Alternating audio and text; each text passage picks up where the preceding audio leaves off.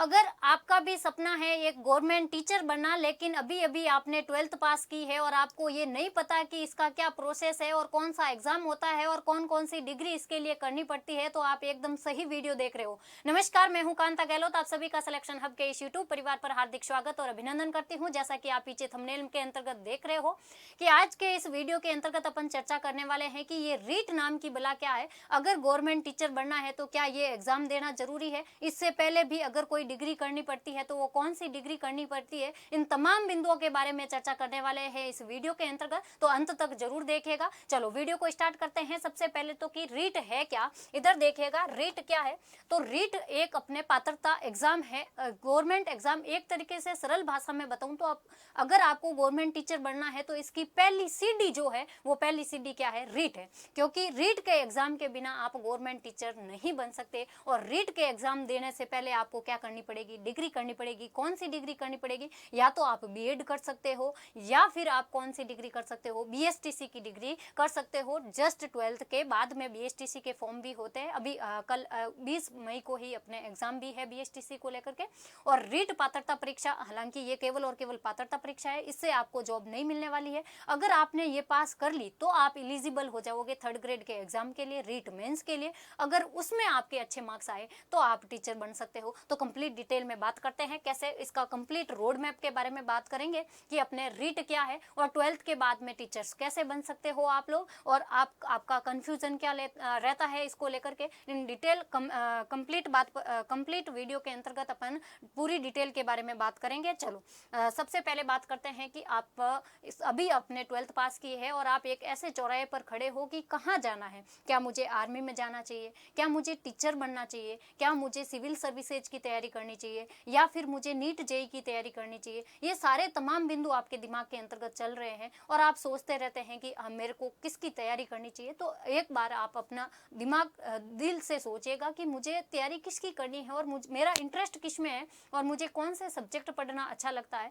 अगर आप साइंस में रुचि रखते हैं तो आप बिल्कुल इंजीनियर और डॉक्टर बनिएगा। और इसके अलावा अगर आप आर्ट्स के अंतर्गत रुचि रखते हैं तो आर्ट्स में भी बहुत सारे स्कोप है, जिसके अंतर्गत अगर आपको टीचर बनना है तो टीचर के लिए सबसे पहले पात्रता परीक्षा होती है अपने रीट की। और उससे पहले भी आपके कौन कौन से चरण से होकर के गुजरना पड़ता है, तो सबसे पहले अपने बीएसटीसी का एग्जाम होता है। बीएसटीसी जो कि अपने डिग्री होती है, जो 4 साल लगभग इसके अंतर्गत लगते हैं। और उसके बाद में अगर 2 साल की भी होती है स्पेशल बीएसटीसी, और 4 साल की भी होती है ना, तो इसके अंतर्गत आपके बीएड भी 4 साल की भी होती है अभी, और 2 साल की भी होती है। अगर आपने 12th के जस्ट बाद में किया है तो लेवल 1 के अंतर्गत आपके 4 साल की बीएड आप कर सकते हो। और इसके अलावा बीएसटीसी की भी डिग्री होती है। चलो बात करते हैं अगर 12th के बाद में आपका रोड मैप क्या होना चाहिए सरकारी शिक्षक के लिए। तो इधर देखिएगा, सबसे पहले कि आपको चिंता बिल्कुल भी नहीं करनी है। आपका रास्ता क्या रहने वाला है एकदम साफ है। आपको उलझना नहीं है, ये तारों की तरह, इन धागों की तरह बिल्कुल उलझना नहीं है। आपको केवल और केवल माइंड के अंतर्गत एक साफ रास्ता बनाना है कि सबसे पहले तो अपना कि रीट परीक्षा असल में क्या है, सबसे पहले उसको समझना है। उसके सिलेबस को लेकर के उसको समझना है कि रीट है क्या, इससे मेरे को क्या फायदा होगा। क्या इसमें पात्रता परीक्षा के अंतर्गत अगर मैंने ज्यादा नंबर लाए तो क्या वो मेरे मार्क्स ऐड होंगे? बिल्कुल नहीं, क्योंकि ये एक पात्रता परीक्षा है। इसमें अगर आपने अगर पास कर ली है तो आप सब एलिजिबल हो जाते हो रीट मेंस के लिए, है ना। तो और लेवल 1 और लेवल 2 के अंतर्गत क्या अंतर है बीएसटीसी, इसके अलावा बीएड वाला भी लेवल 1 और लेवल 2, अगर 5वीं तक का आप 5वीं तक के अगर शिक्षक बनना चाहते हो और 5वीं से 8वीं तक के बनना चाहते हो तो इसके अंतर्गत लेवल 1 और लेवल 2 का क्या अंतर है। इसके अलावा इसके लिए एलिजिबिलिटी पात्रता के नियम क्या है। इसके अलावा रीट 2026 के लिए आपकी क्या रणनीति होनी चाहिए, इन सब को लेकर के तमाम रोड मैप पर बात करते हैं। तो इधर देखिएगा, अगर 12th पास छात्र से लेकर के एक सम्मानित शिक्षक तक का आपको सफर पूरा करना है तो इसके लिए ये रोड मैप समझना आपको बेहद जरूरी है ना। क्योंकि ये एक छोटा सा कदम आपके सुरक्षित और सम्मानित भविष्य की ओर नींव रख सकता है। केवल और केवल छोटा सा वीडियो होगा जिसके अंतर्गत अपन बात करेंगे कि सबसे पहले तो अपना रीट क्या है, इसमें सफलता का क्या फॉर्मूला है। अगर बात करें तो इसके लिए सबसे पहले आपको शैक्षणिक डिग्री प्राप्त करनी पड़ेगी। कौन सी डिग्री होगी? ये डिग्री होगी या तो आप बीएसटीसी करो, या तो आप क्या करो भाई, या तो आप बीएसटीसी करो या फिर बीएड करो। या तो बीएसटीसी कर सकते हो या फिर बीएड कर सकते हो, बिल्कुल। उसके बाद में आपके रीट प्री का आयोजन किया जाएगा। ये केवल और केवल पात्रता परीक्षा है, रीट प्री। और इसके अंतर्गत अगर जनरल कैटेगरी की बात करूं तो अगर आपके 150 में से 90 मार्क्स आ जाते हैं, 150 में से अगर 90 मार्क्स आ जाते हैं तो आप सेफ है, आपकी रीट पात्रता परीक्षा क्लियर है। बाकी ओबीसी अदर कैटेगरी की बात करूं तो 82 83 मार्क्स अपने रहते हैं रीट के लिए, पास करने के लिए पात्रता परीक्षा। अगर आप ज़्यादा लाओगे तो और अच्छी बात है, लेकिन उसमें फ़ायदा कुछ भी नहीं है, केवल पास करना है इसको तो, ठीक है भाई। इसके बाद में आपके रीट मेंस का एग्जाम होता है, रीट मेंस का एग्जाम 3rd ग्रेड का एग्जाम जिसको बोलते हो, और उसके बाद में आप एक सरकारी शिक्षक बन जाते हो। क्या बन जाते हो भाई? सरकारी शिक्षक बन जाते हो। और रीट केवल एक पात्रता परीक्षा नहीं है, ध्यान रखना, रीट केवल और केवल पात्रता परीक्षा ही नहीं है, ये केवल और केवल पात्रता परीक्षा नहीं है, आपको नौकरी तक पहुंचाने वाली कौन सी है? रीट प्री है। अगर रीट प्री ही क्लियर नहीं हुआ तो आप सरकारी टीचर नहीं बन सकते हो। तो पहले रीट परीक्षा की पात्रता परीक्षा आपको पास करनी पड़ेगी, लेकिन ये नौकरी की गारंटी नहीं देता है, क्योंकि नौकरी की गारंटी पात्रता परीक्षा करने के बाद में, इसके बाद में आपने रीट मेंस का पेपर देना पड़ेगा, जिसे 3rd ग्रेड एग्जाम आप कहते हो। और अपने रीट मेंस का पेपर दोगे तब आप सरकारी नौकरी हासिल कर पाओगे। अभी आपने देखा होगा लेवल 1 और लेवल 2 का एग्जाम पेपर, अभी रीट का जो एग्जाम हुआ था मेंस का, कितना हार्ड पेपर इन्होंने दिया था, किस तरह का पेपर बनाया था उन्होंने, कंप्लीटली लेवल चेंज कर चुके हैं रीट के अंतर्गत। तो आपको ध्यान से पढ़ना पड़ेगा, तब जाकर के आप रीट के अंतर्गत सिलेक्शन ले सकते हो, है ना। तो ये अपने कुछ इसका सफलता का फॉर्मूला, जिसमें सबसे पहले आपको शैक्षणिक डिग्री कंप्लीट करनी है 12th के बाद में, अगर चाहे आप बीएसटीसी कर सकते हो या फिर बीएड। उसके बाद में आपको रीट प्री का एग्जाम देना है, और उसके बाद में रीट मेंस, और उसके बाद में आप एक गवर्नमेंट टीचर बन सकते हो, है ना। इसके अलावा अपने लेवल 2 और लेवल 1 के अंतर्गत अंतर क्या है पूछे आपको, तो लेवल 1 है जो अपने कक्षा 1 से लेकर के 5वीं तक के आप टीचर बन सकते हो। कक्षा 1 से 5वीं तक का अगर आपको टीचर बनना है तो लेवल 1 का एग्जाम देना है आपको। और लेवल 2 के अंतर्गत क्या, अपर प्राइमरी यानी कक्षा 6 से लेकर के 8वीं तक के बच्चों को पढ़ाना है, नन्हे मुन्ने बच्चों को पढ़ाना है, तो अपने कौन सा लेवल 1 का एग्जाम देना है। और 6वीं से 8वीं, हालांकि वो भी छोटे बच्चे ही होते हैं, 6 से 8वीं तक के बच्चों को पढ़ाना है, तो लेवल 2 के अंतर्गत लेवल 2 एग्जाम देना है। इसके लिए न्यूनतम योग्यता क्या है, 12th पास के अंतर्गत, 12th के अंतर्गत आपके 50% से अधिक मार्क्स होने चाहिए। और इसके अलावा 2 साल आपको बीएसटीसी की डिग्री करनी पड़ेगी, 2 साल की बीएसटीसी की डिग्री, या फिर डीएलएड कर सकते हो। इसमें विषय का कोई चयन नहीं है, इसमें विषय जरूरी नहीं है, लेकिन लेवल 2 के अंतर्गत आपको सब्जेक्ट चुनना पड़ेगा, जिसके अंतर्गत साइंस है, मैथ है, एसएसटी है, हिंदी है। ये अपने 2 साल की बीएड होती है, या इसमें भी डीएलएड की डिग्री होती है। और ग्रेजुएशन के अंतर्गत आपको इसके अंतर्गत 50% मार्क्स चाहिए होते हैं, किसके अंतर्गत, लेवल 2 के अंतर्गत। ये फर्क है किसमें, लेवल 1 और लेवल 2 के अंतर्गत, ठीक है भाई।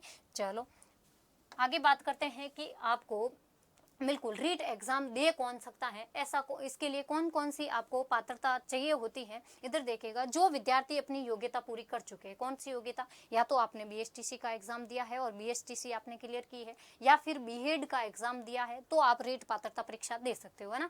योग्यता पूरी कर चुके छात्र, जिन्होंने अपनी 12th ग्रेजुएशन और बीएसटीसी की डिग्री पूरी कर चुकी है, वो विद्यार्थी रीट का एग्जाम दे सकता है। इसके अलावा जो विद्यार्थी अंतिम वर्ष में है, अंतिम वर्ष बोले तो यानी कि आपने अगर बीएसटीसी की आपके अंतिम वर्ष चल रहा है, बीएसटीसी का फाइनल ईयर चल रहा है, या फिर आपके बीएड का फाइनल ईयर चल रहा है, तो भी आप रीट का एग्जाम दे सकते हो, है ना। फाइनल ईयर के अंतर्गत फॉर्म भर सकते हैं। चलो, इसके अलावा अंतिम वर्ष में आप अध्ययनरत है अपने प्रोफेशनल डिग्री के अंतर्गत, तो आप परीक्षा देने के लिए पूरी तरह से योग्य माने जाते हैं। चलो, इसके अलावा आपको ध्यान रखना है कि आपका एग्जाम पैटर्न क्या है, क्या रहने वाला है। इसके लिए आपको 150 का आंकड़ा याद रखना है। क्या याद रखोगे, 150 का आंकड़ा, यानी कि 150 तो प्रश्न पूछे जाएंगे, 150 मिनट आपको समय दिया जाएगा, और अंक कितने होने वाले हैं, प्रत्येक प्रश्न के लिए 101 मार्क्स होने वाला है ना। 150 मार्क्स है, 150 क्वेश्चन है, और टाइम कितना देंगे, 2.5 घंटा। 2.5 घंटा बोले तो कितना, 150 मिनट का टाइम आपको मिलने वाला, 150 मिनट का, यानी प्रत्येक प्रश्न के लिए कितना समय मिलेगा,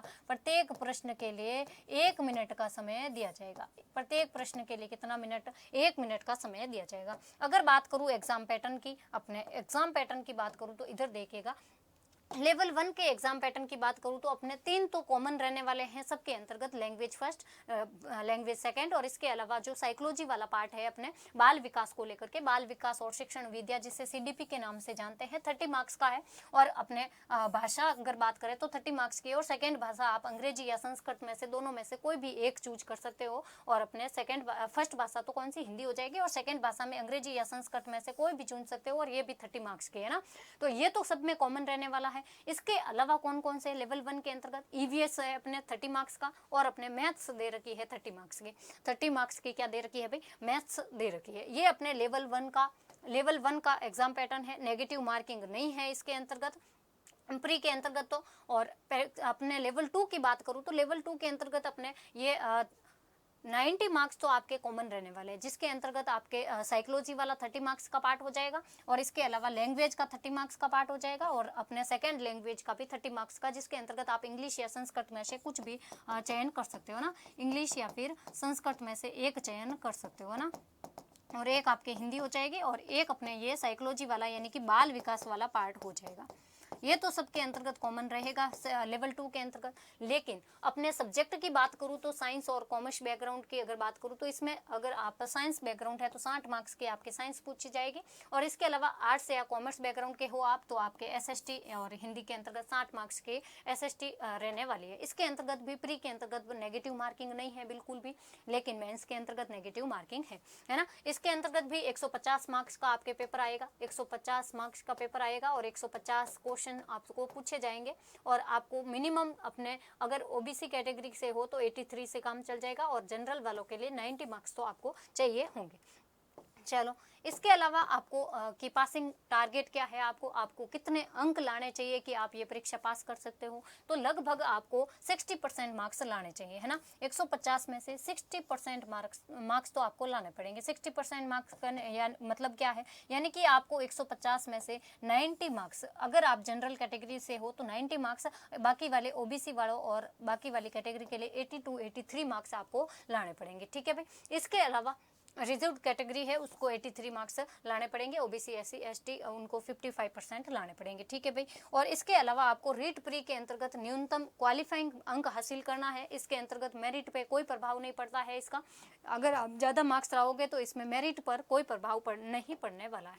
इसके अलावा आपकी क्या स्ट्रेटेजी होनी चाहिए, क्या सीक्रेट स्ट्रेटेजी है आपकी कि आप है ना प्री और मेंस की साथ में तैयारी कर सकते हो क्या, बिल्कुल आपको प्री और मेंस की तैयारी साथ में करनी है, क्योंकि प्री तो केवल और केवल क्या है, पात्रता परीक्षा है, इससे कोई मेरिट नहीं बनेगी, ना आपका इससे सिलेक्शन होगा, क्योंकि आपको ये तो केवल और केवल क्या करना है, क्लियर करना है, उसके बाद आप मेंस के अंतर्गत एलिजिबल हो गए, और इसके लिए मेंस ही है जो अपने मेरिट निर्धारित करता है, ठीक है सर। इसके अंतर्गत सबसे ज़्यादा पोर्शन कौन सा, राजस्थान जीके का पोर्शन, बिल्कुल राजस्थान जीके की बात करूँ तो प्री एग्जाम के अंतर्गत तो अपने L1 के अंतर्गत तो नो जीके अपने, और लिमिटेड जीके है L2 के अंतर्गत भी अपने प्री एग्जाम प्रिपरेशन के दौरान, लेकिन मेन एग्जाम के अंतर्गत जो अपने सबसे ज़्यादा वेटेज रहता है वो राजस्थान जीके का रहता है, और अपने इसके लिए करंट अफेयर्स का भी काफ़ी वेटेज रहता है मेंस के अंतर्गत। और मेंस के अंतर्गत करंट अफेयर्स की बात करूँ तो करंट अफेयर्स के लिए अपने डेली 8 बजे से लेकर के 9 बजे तक यहाँ पर इसी प्लेटफॉर्म पर सिलेक्शन हब पर 8 से 9 बजे तक करंट अफेयर्स की डेली लाइव क्लास होती है, जिससे आप जुड़ सकते हो। ये देख सकते हो आप अपने लगभग 55 एपिसोड इसके अंतर्गत हो चुके हैं, तो आप ये करंट अफेयर्स की क्लास भी ले सकते हो। और इसके अलावा बाकी सारे टीचर्स यहाँ पर अपने रीड का बैच भी अभी स्टार्ट होने वाला है, यूट्यूब पर फ्री आप रीड के लिए क्लासें देख सकते हो, सारे सब्जेक्ट की क्लासें स्टार्ट होने वाली है। इसके अलावा जो छात्र अभी से प्री के साथ मेंस एग्जाम के राजस्थान जीके की तैयारी शुरू कर देते हैं, उनका सिलेक्शन लगभग तय हो जाता है, क्योंकि राजस्थान जीके इसमें सबसे ज़्यादा वेटेज रखता है रीट मेंस के अंतर्गत, ठीक है भाई। इसके अलावा आपको क्या याद रखना है कि मेंस एग्जाम के अंतर्गत राजस्थान जीके का कितना योगदान है, ये आपको कुछ ग्राफ के माध्यम से मैंने दर्शाया है कि अपने लगभग अगर बात करें कि लेवल 1 के अंतर्गत तो टोटल 300 मार्क्स का पेपर होता है। मेंस की बात कर रही हूँ, टोटल 300 मार्क्स का पेपर होता है मेंस का, जिसके अंतर्गत लगभग 180 मार्क्स है, जो लगभग 60% वेटेज किसका है, राजस्थान जीके, राजस्थान की ज्योग्राफी, हिस्ट्री एंड कल्चर का वेटेज रहता है किसके अंतर्गत, रीट मेंस के अंतर्गत, ठीक है भाई। और लेवल 2 की बात करूँ, ये तो लेवल 1 की बात थी, और लेवल 2 की बात करूँ तो ये भी 300 मार्क्स का पेपर होता है आपके, लेकिन इसके अंतर्गत 130 मार्क्स, लगभग 130 मार्क्स यानी कि 43% योगदान किसका है, ये राजस्थान जीके का वेटेज रहता है 43% किसके अंतर्गत, लेवल 2 के अंतर्गत। यानी कि अगर आपको थर्ड ग्रेड शिक्षक बनना है तो आपको थर्ड ग्रेड शिक्षक के लिए सबसे मेन जो सफलता की चाबी है, जो कुंजी है, वो क्या है, राजस्थान जीके है। क्या है भाई, राजस्थान जीके। तो इसके लिए अब इंतजार नहीं करना है आपको, रीट प्री के बाद में आज ही से शुरू करनी है तैयारी, अपने क्लास से सिलेक्शन हब के ऊपर चल रही है। इसके अलावा अपने आप को तैयारी कहाँ से शुरू करें, आपका सबका कन्फ्यूजन रहता है कि हम क्लासें कहाँ से देखें। तो सिलेक्शन हब पर भी अपनी क्लासें चल रही है दिल्ली की, रीड के लिए अभी बैच शुरू हो गया है। इसके अलावा आप एनसीईआरटी बुक्स को फॉलो कर सकते हो, 1 से लेकर से 12वीं तक की एनसीईआरटी और आरबीएसई की किताबें आपका आधार है। परीक्षा के अंतर्गत आप यहीं से प्रश्न लगभग बनाए जाते हैं। और इसके अलावा आप रोजाना 1 से 2 घंटे राजस्थान जीके को कवर कर सकते हो, क्योंकि राजस्थान जीके का अपने वेटेज मेंस के अंतर्गत सबसे ज़्यादा है। और इसके अलावा सही रणनीति बनाओ, सटीक नोट्स बनाओ, शॉर्ट नोट्स के माध्यम से डेली उन्हीं को फिर कवर डेली उसको रिवाइज करते रहो और टेस्ट पेपर देते रहो। पीवाईक्यू सॉल्व करो, पीवाईक्यू बोले तो प्रीवियस ईयर क्वेश्चंस, उनको सॉल्व करते रहो ताकि आपको पता चलेगा कि हाँ प्रश्न कैसे पूछे जा रहे हैं, क्या मेरे नोट्स में से है या नहीं है। अगर नहीं है तो उनको नोट डाउन करते रहो और उसी को नोटबुक के अंतर्गत, है ना। चलो, इसके अलावा आपका एक प्रश्न हमेशा से रहता है कि अब एक शिक्षक बनने का आपका जो सपना है जो यहीं से शुरू हो जाता है कि सिलेक्शन हब पर हम सिर्फ परीक्षा के लिए नहीं पढ़ाते हैं। यहाँ पर छात्रों को अपने शिक्षक बनने के लिए बिल्कुल उनके सपने को पूरा करने में भी मदद करते हैं। सिलेक्शन हब पर इसके रीट की अभी क्लासेस शुरू होने वाली है, तो आप सिलेक्शन हब से जुड़ सकते हो और आपके लिए रीट की संपूर्ण तैयारी के लिए बेसिक गाइडेंस से लेकर के फुल स्ट्रेटेजी क्लासेस, नोट्स और प्रैक्टिस सेशन तक आपको उपलब्ध करवाए जाएंगे सिलेक्शन हब पर। चलो, इसके अलावा अपने सिलेक्शन हब के क्या क्या विशेष फायदे हैं आपको इधर देखेगा। इसके यहाँ पर अपने यहाँ पर प्रॉपर स्ट्रेटेजी और मेंटरशिप की सुविधा उपलब्ध है विद्यार्थियों के लिए। और इसके अलावा स्टूडेंट के साथ में फ्रेंडली मार्गदर्शन और हर कदम पर 12th पास से लेकर के सिलेक्शन तक आपको साथ दिया जाएगा। और प्री और मेंस के अंतर्गत अपने केवल और केवल पात्रता परीक्षा ही नहीं माननी है इसको, क्योंकि यही अपने सिलेक्शन का आगे का पहली सीढ़ी है। तो इसको भी अपने ध्यान रखकर इसको तैयारी करवाई जाएगी। और हम केवल पात्रता नहीं बल्कि 3rd ग्रेड की भी तैयारी करवाएंगे। यहाँ पर आपको मेंस की भी तैयारी इसी प्लेटफॉर्म पर करवाई जाएगी। और इसके अलावा टू द पॉइंट आपको नोट्स बनवाए जाएंगे, एनसीईआरटी आधारित नोट्स बनवाए जाएंगे ताकि आपको भारी भरकम किताबों से नहीं उलझना पड़े। आरपीएससी ने कहा है हालांकि मूल किताबें पढ़ो, लेकिन उसी मूल किताबों के तहत आपको पॉइंट टू पॉइंट नोट्स लिखवाए जाएंगे। भारी भरकम किताबें आपको नहीं बताई जाएगी, आपको केवल और केवल क्लास के नोट्स पढ़ करके जाना है। बिल्कुल आप सफलता पा सकते हो। और आपके क्लासें रेगुलर होगी और प्रैक्टिस भी करवाई जाएगी। टेस्ट सीरीज और लाइव रिकॉर्डेड क्लासें भी मिलने वाली है आपको। इसके अलावा आप अपने पीडीएफ्स के लिए अपना टेलीग्राम चैनल ज्वाइन कर सकते हो। ये हमारा टेलीग्राम चैनल है सिलेक्शन हब का, जिसके क्यूआर कोड को स्कैन करके आप बिल्कुल रीट 2026 की तैयारी आज से ही शुरू कर सकते हैं। यहाँ पर आपको काफ़ी सारे क्वेश्चंस मिल जाएंगे बिल्कुल प्रैक्टिस के लिए। लगभग यहाँ पर 500 क्वेश्चंस की पीडीएफ आपके एक पिन कर रखी है। इसके अलावा डेली क्लास की, चाहे करंट की क्लास हो चाहे साइकोलॉजी की क्लास हो, हर सब्जेक्ट की क्लास की पीडीएफ आपको डेली यहीं पर मिलने वाली है। पीडीएफ भी यहीं पर मिलने वाली है, तो इसीलिए आज ही ज्वाइन करना है आपको सिलेक्शन हब का ये चैनल। बिल्कुल 500 क्या क्या मिलेगा यहाँ पर टेलीग्राम चैनल की बात करूँ तो 500 क्वेश्चंस दे रखे हैं। इसके अलावा आपको यहाँ पर डेली क्लास की पीडीएफ भी मिलने वाली है, तो अभी से स्कैन करके इसको ज्वाइन करना है, ठीक है भाई। इसके अलावा सिलेक्शन हब से जुड़े और सही मार्गदर्शन के साथ में अपनी रीट की तैयारी शुरू करें। अगर आपका भी सपना है शिक्षक बना तो जल्दी से जल्दी अभी सिलेक्शन हब के चैनल को सब्सक्राइब कर दो, क्योंकि यहाँ पर बिल्कुल रेगुलर क्लासें होने वाली है और डेली प्रैक्टिस भी करवाई जाएगी। और इसके अलावा आपको नोट्स भी टेलीग्राम चैनल पर उपलब्ध करवा दिए जाएंगे। बाकी ऐसे ही वीडियो के साथ में और मिलेंगे, तब तक के लिए धन्यवाद। जय हिंद, जय भारत।